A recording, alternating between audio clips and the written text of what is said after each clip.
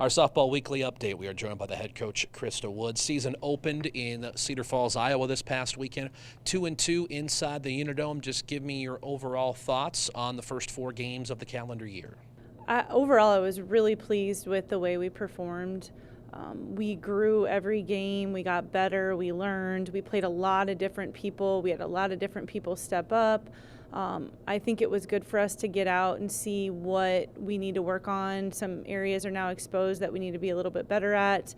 So that just gives us a little bit more incentive this week to try to grow and get better in those areas. We talked last week about how you had veteran presences in the circle that would help you along, yet ironically it was a freshman from Sioux Falls that really was your star in the circle out of the 3 that threw. That's Grace Glanzer.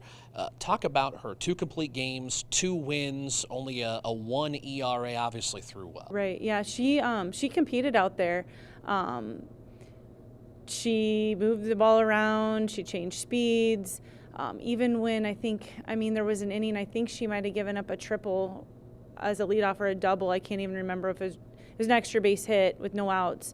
And she got out of that without letting them score. And she stayed very composed.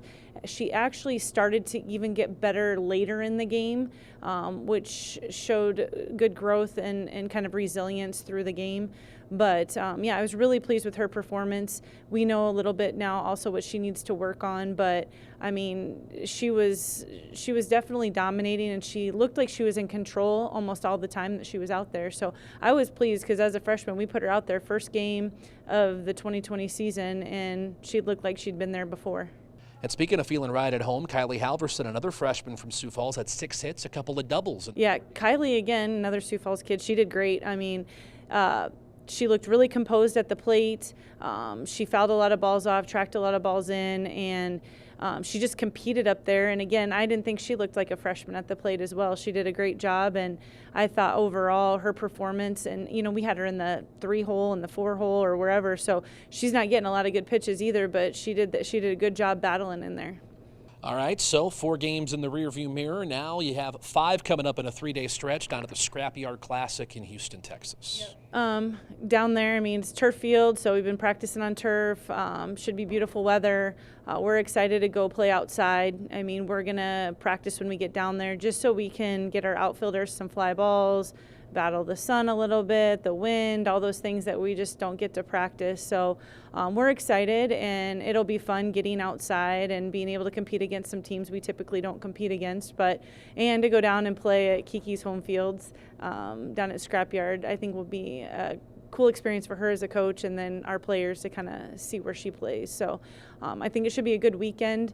I think our team is excited and still hungry, and again, I thought they showed a lot of resilience, and they fought. Even in that Drake game, it was late at night, and it was midnight, and we were down by 6 runs, but we were still, I thought our bats were still good. I thought our defensively all weekend, I think we had 2 errors on the weekend. I mean, that's a good showing for our defense. We threw 4 out of the 5 runners stealing bases this weekend. Our catchers did a great job.